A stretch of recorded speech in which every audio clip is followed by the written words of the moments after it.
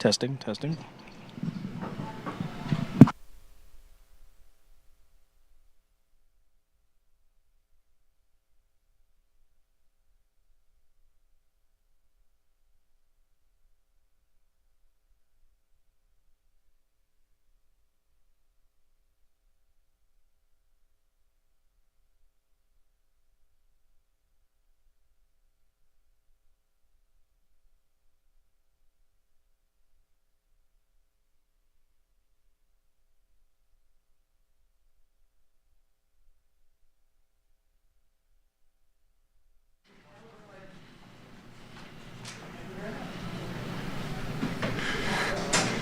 You let Arnie know we're rolling?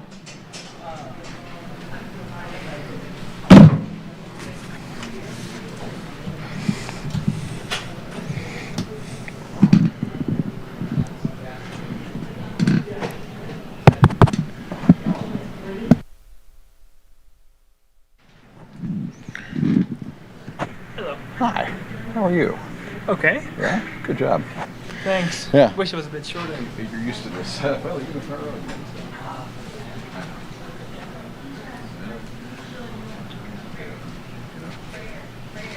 You know? Fast laps. That's the fastest second or fastest third? Second closest, 1, 2. Second? 500 closest.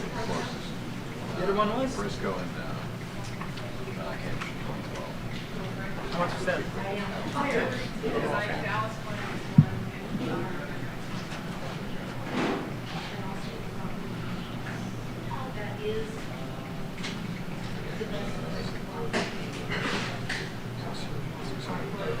Oh, 3, just a half.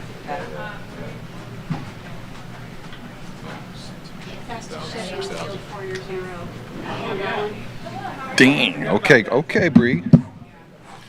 What else you want? 4, 3, 3, 2. For the team or him? 1. Him. He's been the fourth fastest of Chevy. Fastest Chevy. 4 years in a row. This is our 8th front row start in 10 years.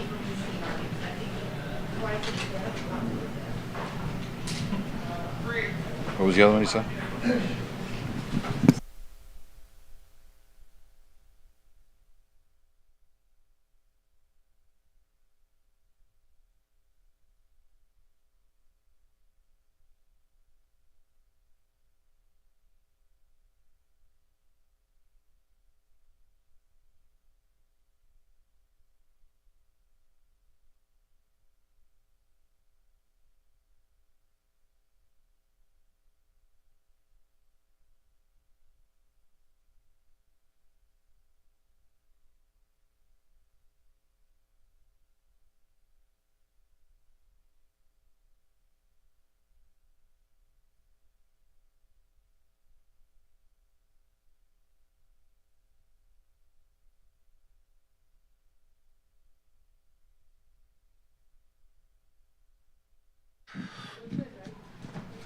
Well, good afternoon, everyone. Wrapping up, PPG presents Armed Forces qualifying at the Indianapolis Motor Speedway here in 2023, setting the field for the 107th running of the Indianapolis 500. Jack Harvey will join us here momentarily, as will the pole winner for this year's race, Alex Palou.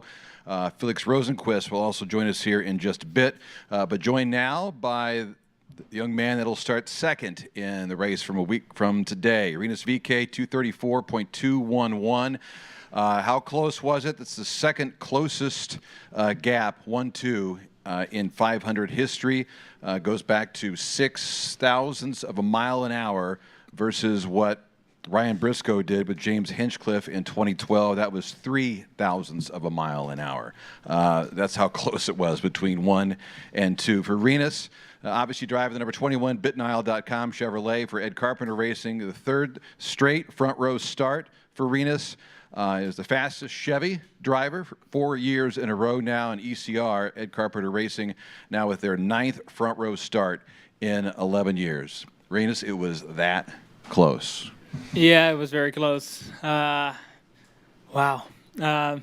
Very happy, but also a bit bummed. Just we had that shot, and I wish you could have done it. It would have been so great for the team, but also I'm bummed to be starting the Indy 500 second. So not bad, definitely. And Yeah, I think it just has to sink in a little bit. What is in my head now is I lost, but no, I will enjoy this one, and it's my best starting position so far in the 500, which fourth, third, and second. Well, we know what comes in my car number after second, and that's a 1. So, just very proud of the team. Also, we had a tough morning. Kind of went downhill for a bit, and the team still made it happen. The only thing I had to do was staying flat for 4 laps, and the ECR Bitnow crew gave me the best possible car for this moment. Do you, I'm sure you do, everyone does, kind of think back lap by lap where maybe you could have picked up a 10th or a 1,000th here or there, or was that a perfect 4-lap run for you? I'm not sure how much better it could have gone. Really? The car felt the best it's felt in qualifying trim, and well, it should have had a bit less lunch. I think that's it. That was the difference. Kieran has a microphone. We'll start with questions in person. Jeroen, I see you on Zoom. We'll get to you as well. Let's go ahead and begin with Tony, and then we'll go Wolfgang. You kind of mentioned it, the emotions that go into today, knowing that you got to go and make 2 attempts, throw in what happened in that practice this morning. Talk about just not getting too high, not getting too low throughout the day, and the emotions that were brought out of you today, and it being Indy 500 qualifying. Yeah, it's a long day, actually, longer than last year, because there was a big break between the two, the Fast 12, Fast 6. But, I think I was the least nervous for the Fast 6 because I've already made it that far, and worst case scenario, I'm starting 6th. So emotions were pretty good, and also within the team was very chill. So just very happy to have it done now and focus towards the race. Go ahead, Wolfgang. Yeah, Rinos, congratulations first. I have a personal question for you. As you probably know, the F1 race in Imola is cancelled concerning of bad weather. You think you can beat now your countryman Max Verstappen for popularity and have headlines in Holland? It's definitely nice that, or not nice, it's terrible what happened there, but it's good that all eyes are on IndyCar this weekend. I wish they moved Monaco next weekend a bit, but at least... there's a lot of people tuning in. That's very nice, and I hope the popularity for IndyCar grows very fast in the Netherlands and all over the world. Go ahead, yep, Lewis, and then Eric. Good job on the qualifier run, Renus. Now, of course, there's tomorrow's practice, carb day. Your sandwich with the McLaren and Ganassi in the front row, what's going to be instrumental to get that car in order to get Ed that big win over the next few days?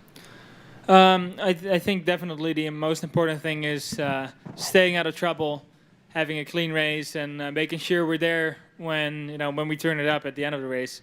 And I know, looking at the practice runs we've done, that the car is maybe even better in race trim than qualifying trim. So, I was very happy on Thursday on our last traffic run. So, yeah, just very excited to show that in the race. Renus, congrats on your run today. Was there any impact of not having a teammate this year in the Fast 6 compared to having Ed the last couple of years to maybe do some setup changes between? I think it definitely helped Alex to have a teammate in there. It's always nice to have someone with the same setup, same exact car.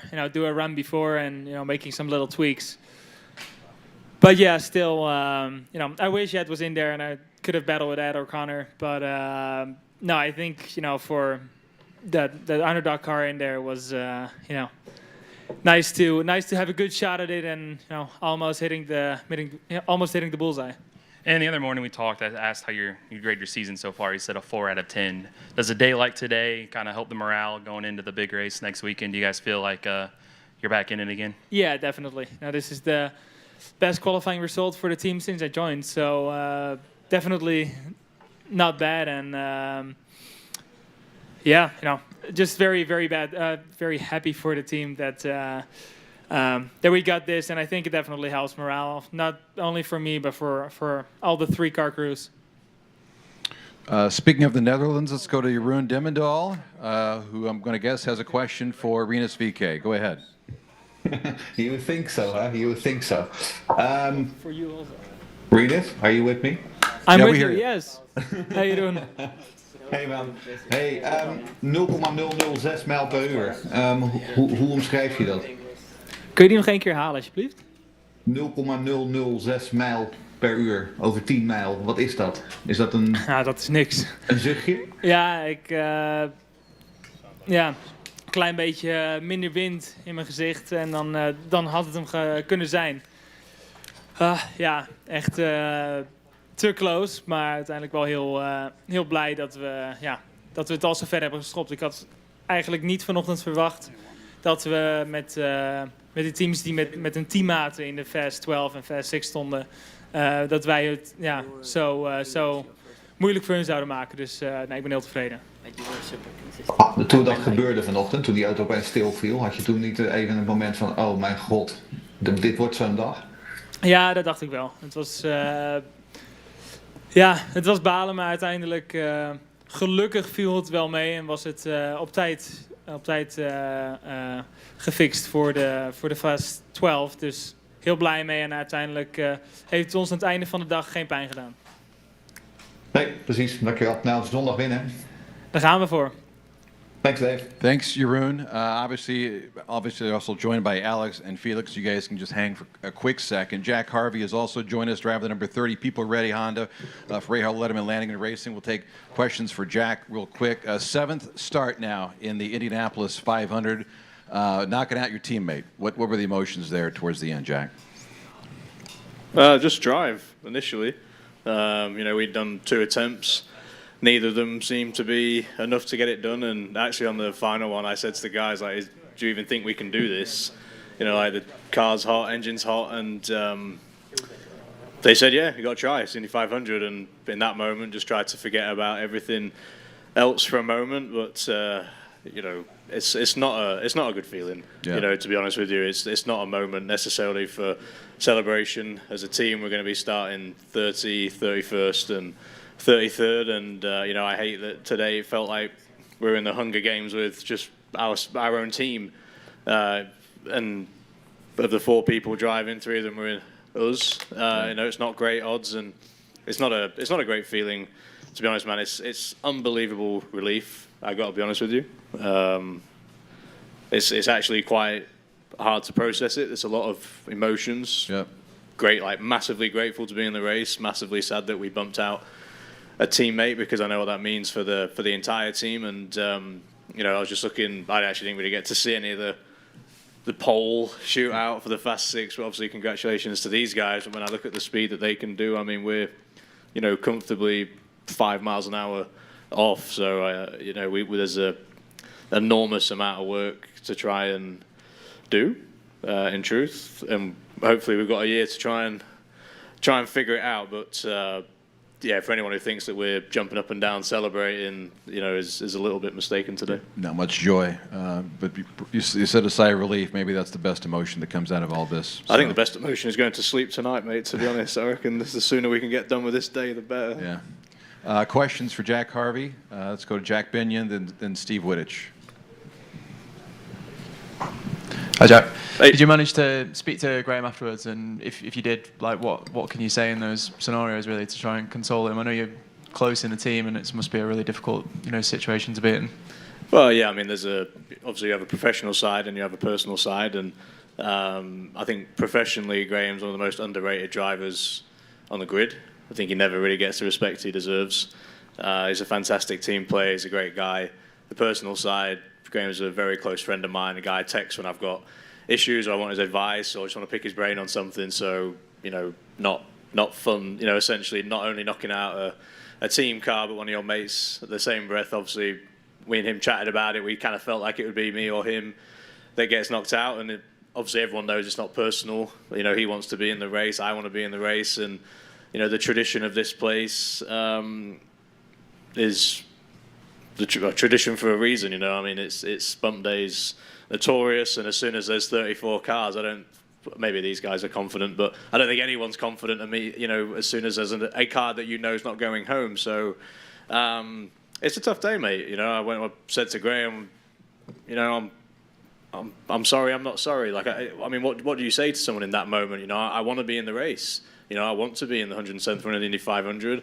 I want to do it for me, for, you know, my family, my friends. I want to do it for the mechanics on the team, for everybody on the team, for all of the sponsors that we have on the number 30 car, especially for People Ready this weekend. You know, I hate what it means for the 15 car and for Graham and all his crew, because at the end of the day, we are one united effort. You know, and we know there's a lot of work ahead, but you know, I just said to him, like, man, I just wanted to do the best 4 laps I could. I'm sorry it's bumped you out.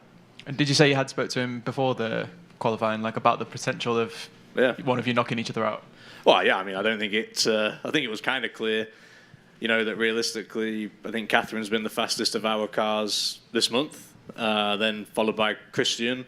And honestly, I thought it was a little bit of a toss-up between me and Graham. And, you know, we threw a Hail Mary last night, you know, I think trying to look for the Holy Grail, and, you know, didn't seem to find it today. We made some changes, you know, taking some parts off of our primary car on the road course, putting it on the oval car. It didn't work. You know, huge mountain as a team that we've trying to climb, but I think burying our heads in the sand and not acknowledging that, not admitting that, is the wrong thing to do. And what we have to show now is the same level of grit and determination that we show just to make the race, is to now improve so that we aren't in this situation again. Let's take one more for Jack. Go ahead, Steve. Jack, track temp dropped about 3 degrees from your second run to your third run. Do you think that made a difference? And did you change the way you drove between the 2 runs? Tiny bit. I was a little bit loose on the first couple of runs, which some people might find hilarious, the speed that we were going. But yeah, I kind of felt a little bit loose. So the final change took a little bit of front wing out, or maybe I was a little bit more Johnny on the spot with a couple of the changes in the car, just to try and limit that sliding as much as we could. But you know, that time of day, it's just going to get cooler and cooler, and you know, I'm not sure I really like the process, how they do this. I mean, you think about it, really, it's a little unfair that we got to do 3 efforts and the other guys only got their first original shot, because if it was based on the first shot, you know, we for sure weren't going to make it. So I don't know if there's a better way of, you know, potentially doing that. You know, but sure, I'm grateful that the mechanics and the engineers were able to turn the car around in time, and you know, ultimately, I'm not going to say necessarily do good laps, but we did 4 laps, enough to get us in the race. I thought Rahal Letterman Lanigan Racing handled this situation about as much class as it can be expected. It's a fantastic group of people. People don't realize, you know, how much hard work goes into this. You know, we're certainly not at the factory just, you know, being complacent, being blasé about any of this. This is an enormous amount of effort that we all put in to try and make it good. And, you know, clearly it hasn't come into fruition yet, but I think, you know, don't anybody think this isn't through lack of trying. Yeah. You know, they built a brand new shop in Zionsville. I mean, that is the commitment of the team. I think in our press conference on Friday, Bobby said it doesn't make us a better team, but it lets you know the desire of the team. And, you know, today is about as humbling a moment as I've had at a racetrack. And I don't want to do this dance again, and neither did the team. You know, there's a lot of responsibility for all of us here. So just everybody, please remember that we're trying. You know, we might not be trying the best way, but not one person in our team is happy with our performance, you know, from the very top to the very bottom. So we're going to work as hard as we can. We just got to find the grit and the determination to make it happen. But it's a great group, and I'm excited that we're going to be in the race, albeit last. We'll just do our best now. Thanks for coming up. Yeah, congrats to you guys as well. Again, Jack Harvey driving the number 30 People Ready Honda, Rahal Letterman Lanigan Racing. All right, front row now for the 107th running of the Indy 500. We'll start with Alex Palou. Quickest pole 4-lap qualifying speed in Indy 500 history, 234.217. Again, driving the number 10, the American Legion Chip Ganassi Racing Honda. First Spaniard to win the Indy 500 pole. Second front row start, second in a row. First pole of 2023 in the NTT INDYCAR Series, and second of your career. We can go on and on and on here, but how proud, how special is this moment for you, Alex? Yeah, amazing. Last year we were really close. Sorry, I lost my voice there. All right. It was really close last year. we lost it against Dixon, which he did an amazing 4-lap run. This year we knew it was going to be even closer against these two guys. They were really fast all month. We went aggressive. It worked this time, so super proud. Been a good month of May so far. I don't know if you heard, this is the second closest gap between 1 and 2 in Indy 500 qualifying history. The margin 0.006 of a mile an hour. The record is 0.003 of a mile an hour that was set back in 2012 between Ryan Briscoe and James Hinchcliffe. That's how close things were today. So yeah, it was really close.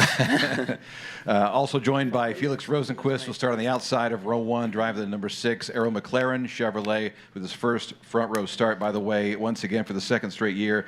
This is the fastest front row in Indy 500 history, making up once again the fastest field in Indy 500 history. So again, Felix, congratulations. Your thoughts about starting on the front row? It's mixed feelings right now. I think overall it's a very good day for us. I think these two found something in the Fast Six that we didn't find.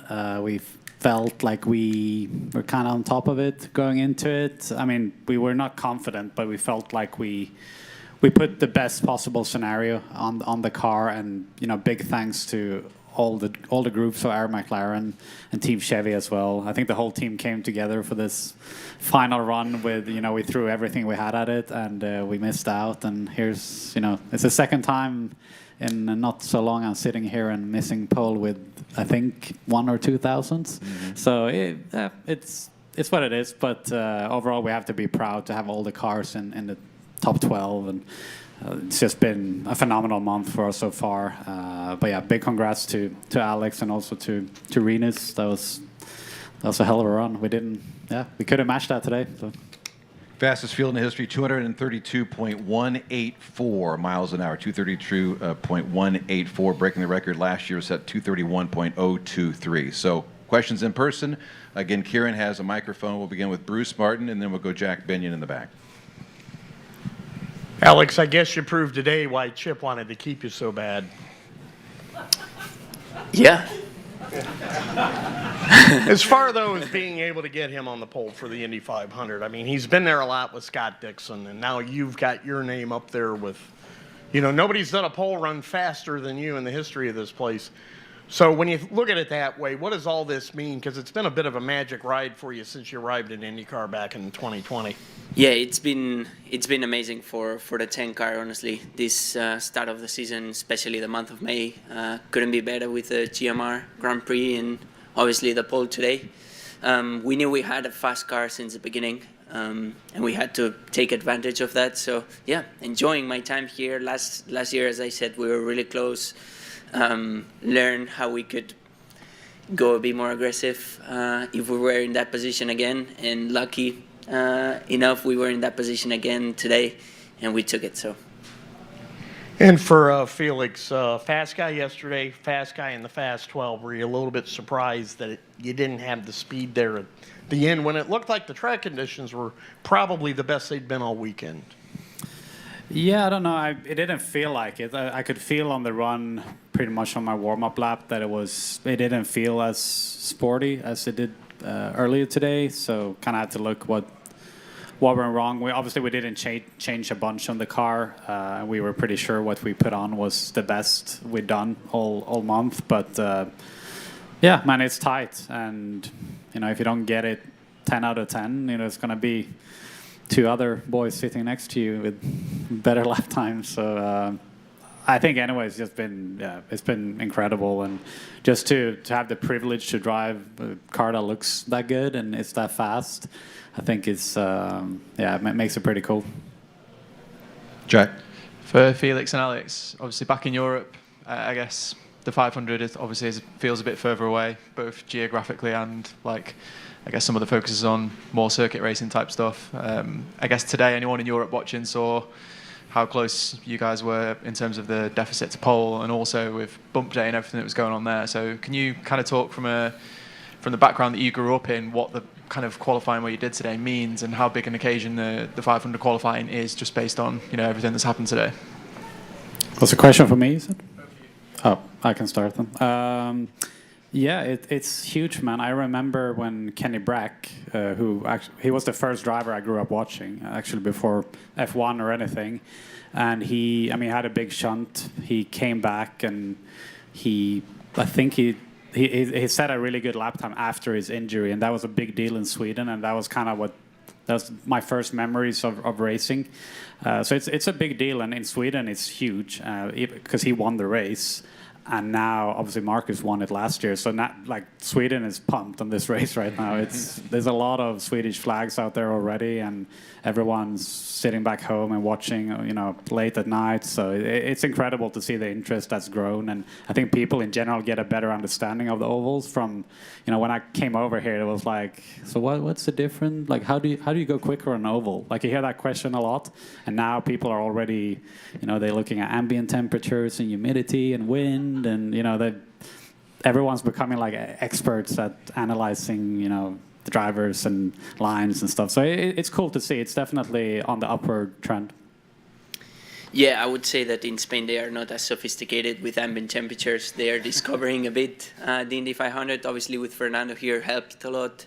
I remember as a kid probably the first driver that I saw winning here or being up there was Scott Dixon, so it's, as I said, really cool to be sharing team with him. I think it's growing a little bit in Spain, not as much as we would love. But yeah, if we keep doing a good job like we're doing, hopefully it's going to be a second Sweden. Anyone have a follow-up, if I may, for Rinus right now? Rinus has been up here the longest, and we'll cut him loose if we can. All right, one more question for Rinus. Back to Bruce. Thank you, Kieran. Rinus, I believe you started on the front row already, but what's it like outside front row going into turn one? You ought to be a master at it by now, and the fact that you start so far up has to give you a really good strategic edge or a tactical edge in the race. Yeah, it definitely helps. I feel like if, even in race running, when we did that in the beginning of the week, you definitely feel if there's a bunch of cars in front of you, more than 3, it gets very hard to pass. And, this way, if you are in the top 3, you can basically save fuel and focus on that kind of stuff, and you don't have to move your way forward. So that helps. That definitely helps. And, we got to make sure we stay in there for the last part of the race. And then I think everyone turns it up. Rinus, congratulations. Appreciate you coming up. Again, Rinus BK, ECR's 9th front row start in 11 years. Appreciate you. Thank you. More questions for Alex and Felix Rosenquist. Go ahead. Hi, this is for Felix here, real quick. This is a pretty big accomplishment for you, starting on the front row of the Indianapolis 500. I'm right here. Sorry. Oh, sorry. There you are. So, starting on the front row for the Indy 500, you're having a great weekend so far. Great week, like a lot of speed. But I know you're probably living in the moment a little bit. But your future is a little bit uncertain right now. And you're sitting next to the guy. I'm sorry to make this awkward, but I mean it is. But how much does we're good? Okay, cool. How much confidence does that give you, even about your career, about how you're doing this week, and even maybe going into next year? Do you think this is a time where you can really build that resume up and show everybody, not just Arrow McLaren, that hey, I belong here. This is what I'm meant to do. I mean, it doesn't hurt. We always try to be quick, and feel like most of the time we are. IndyCar racing is not easy, and it doesn't always go the way you want. But no, I feel like it's been a good year so far, even with 2 DNFs to start the year. It's obviously super difficult to crawl out of that. But on top of that, it's been great. Like everywhere we've gone, we've been quick. We've been qualifying up front. We've been, good in the races, good strategy. The whole team has just come together so well that I just feel like there's quite a lot in store for us for the rest of the season. And obviously now we're here again on the front row in the second race in a row. So it's awesome. We just have to, ride the wave. And I feel like that wave is going to get bigger as the year goes on. And what happens for me in the future, like, I don't know, and I don't really think about it right now. I just try to, be in the now, extract everything I can every race, and I always have I always tell myself things work themselves out if you just focus on what you do in the car. Let's go Nate Ryan, and then Steve, and then Eric.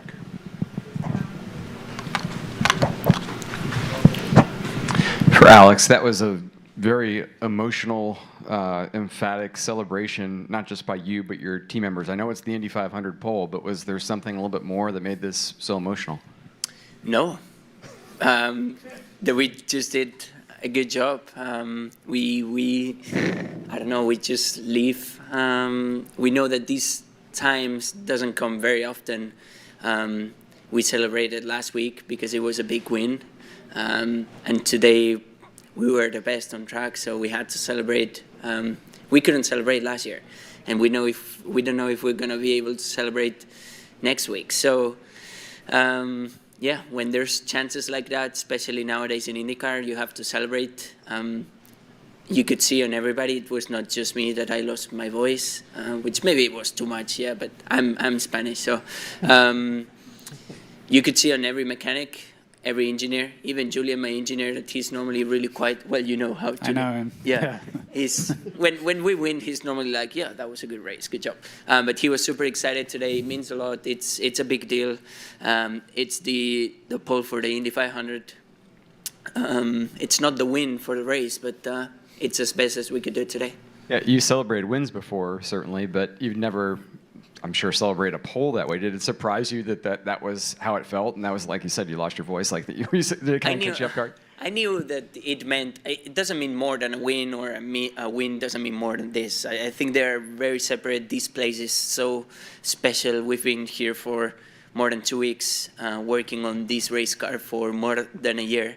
As soon as we finished Indy 500 last year, they started working on Indy 500 2023.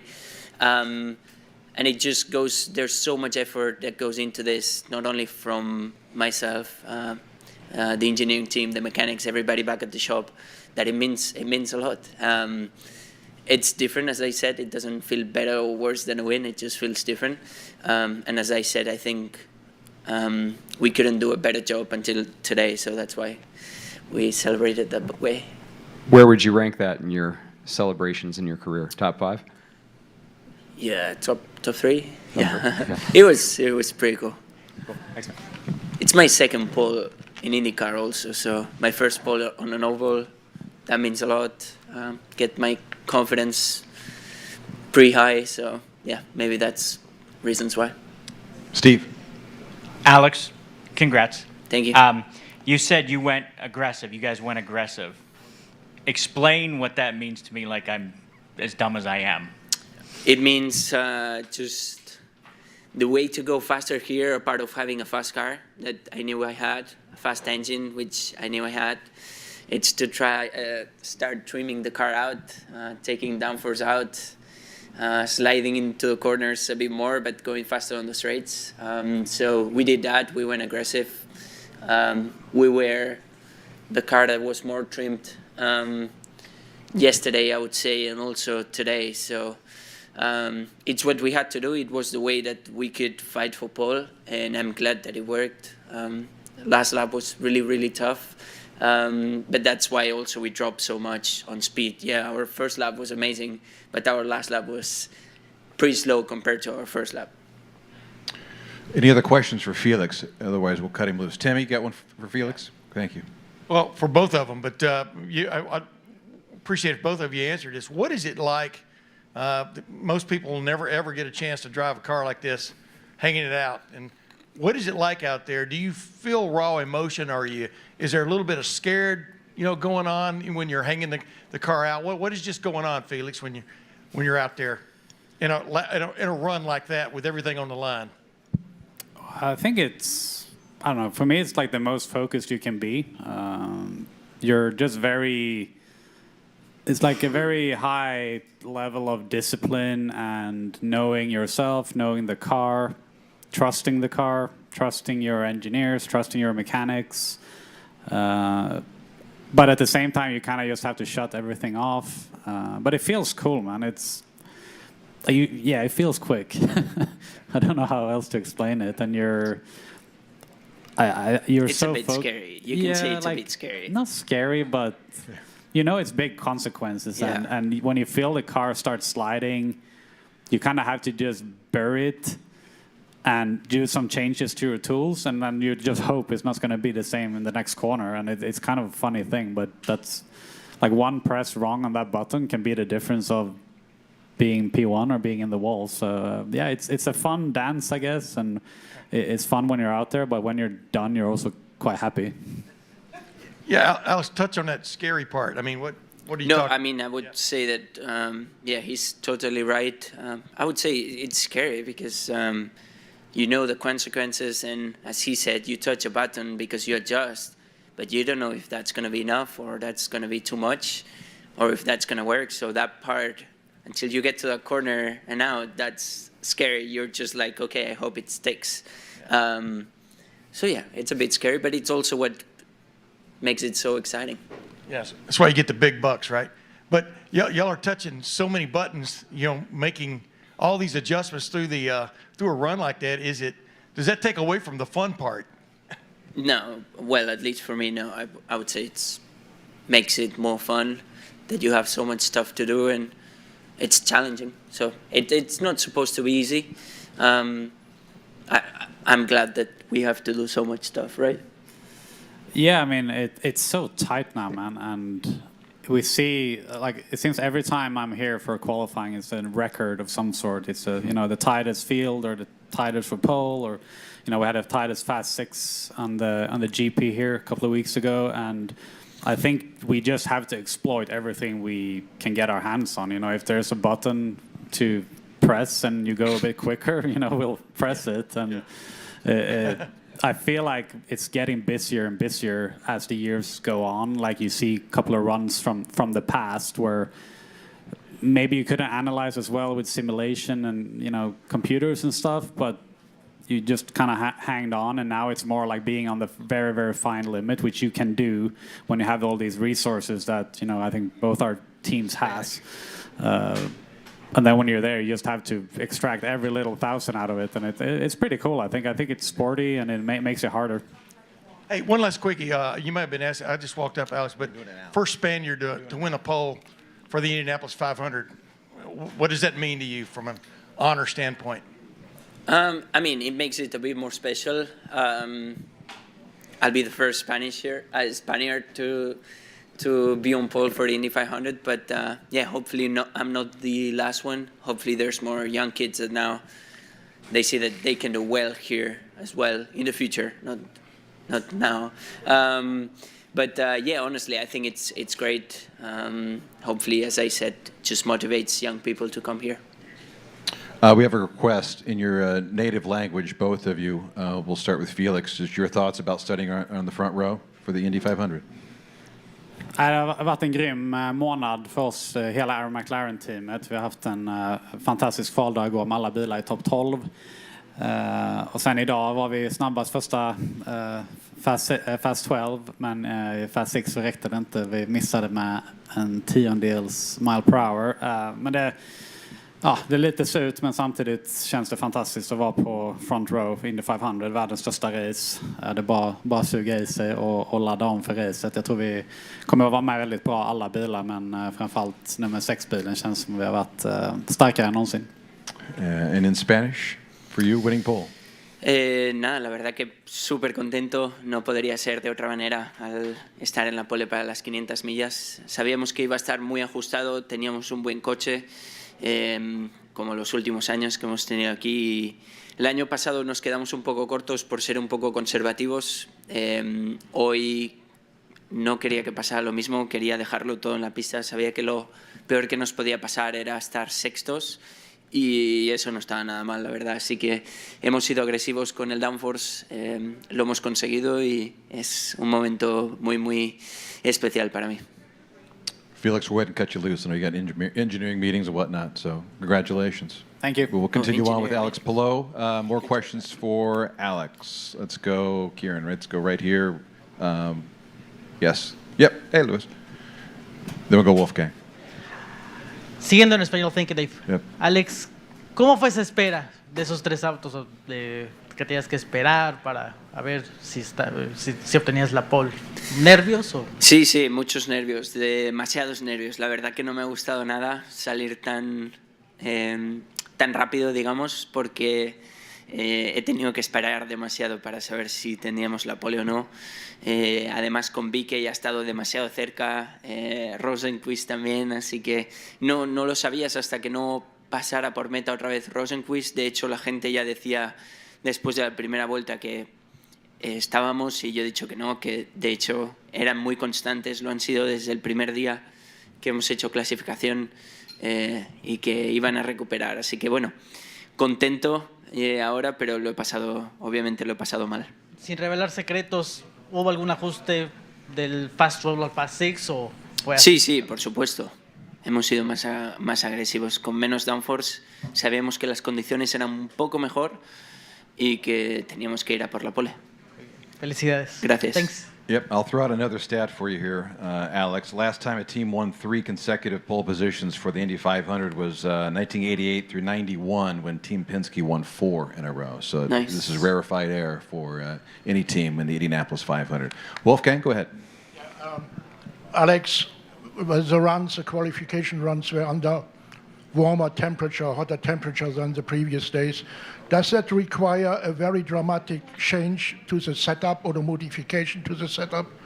Not dramatic, honestly. I would say it made it more difficult just because, as you said, it's been getting warmer and warmer since day one. Really different compared to yesterday. It wasn't dramatic changes, but obviously we had to make some changes, try and make the car more balanced. That's why I think we saw everybody going out on practice today on the Fast 12. We normally don't see cars running just to keep the car temperature and conditions cool. But every team had to adjust stuff. This morning I wasn't as comfortable as I was on Fast 12 and then on Fast 6. So we had to adjust stuff. We couldn't go as aggressive as we could have been with cooler conditions. But I think it made it really exciting for drivers and teams to try and get it nailed. So the car is weather sensitive?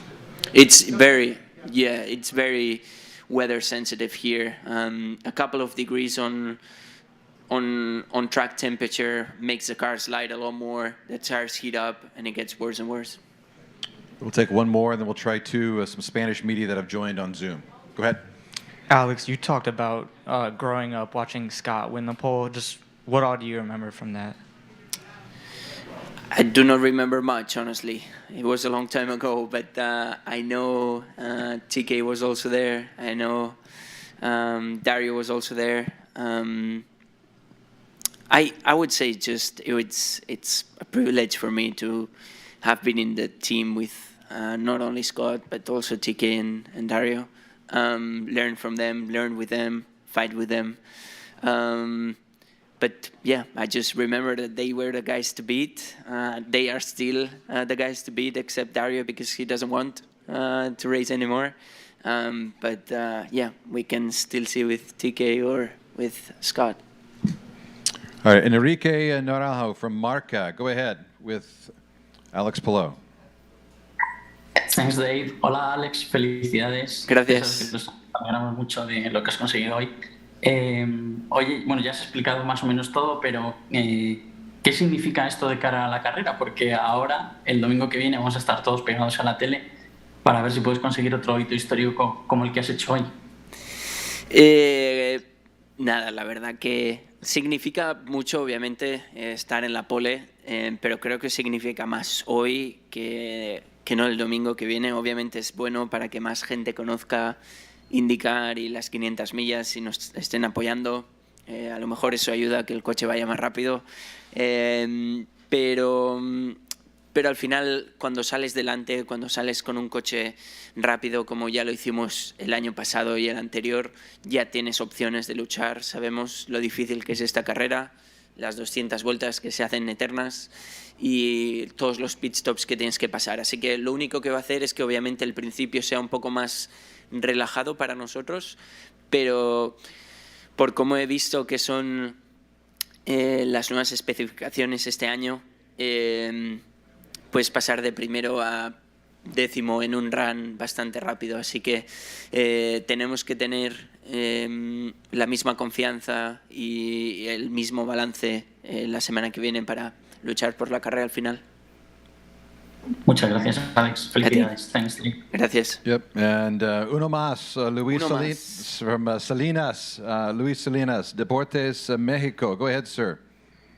Thanks, Dave. Hola a todos. Hola, Alex. Felicitaciones por este primer lugar de calificación. Sin embargo, ¿qué hay que hacer diferente para vencer en Indianapolis 500? Y si alguna vez, cuando competías en Superfórmula, pasó por tu cabeza todo esto que está pasando. Gracias. ¿Qué hay que hacer diferente? Yo creo que no mucho, la verdad. Creo que hicimos muy bien en 2021, creo que hicimos un poco mejor en 2022. A lo mejor ahora va a ser la nuestra, pero tenemos que trabajar igual de duro o más duro. Tenemos que evitar problemas de estrategia como tuvimos el año pasado, que una amarilla nos tiró todo el trabajo de todo un año por la borda, y a partir de ahí pues seguir haciendo curva a curva, vuelta a vuelta, adelantamiento de adelantamiento lo mejor que podamos, y al final estar ahí delante y luchar. Creo que al final hemos visto que las últimas vueltas todos los años aquí últimamente han sido increíbles, que hasta la última curva no sabes quién va a ganar, y este año no va a ser diferente. Ben Johnson, I see you. I beg your forgiveness. We've run out of time, but I know you're coming to Indianapolis soon, so we'll see you. Safe travels, Ben. We've got one more thing for you here. Alex, go ahead.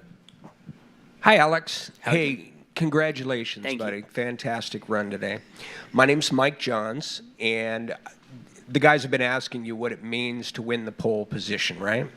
And I just wanted to tell you, I'm 63 years old. My Uncle Jim won this race in 1960. Wow. His brother, 65 years ago, won the pole position here. In our family, it is huge pride for Jim and Dick Rathman. I have this watch that was awarded to him for winning the pole in 1958. And I just wanted to be here right now to share with you. I know you're a young man, but one day your great-great-grandkids will be dreaming about being here and doing what their great-great-grandpa did. Sure. All right, so congratulations and great job today. Thank you so much. Appreciate that. Thank you. And with that, we'll let you go. I know you got some other media commitments. Congratulations. Thank you. Alex Palou, first Spaniard to win the Indianapolis 500 pole position. Thanks, everyone, for joining us.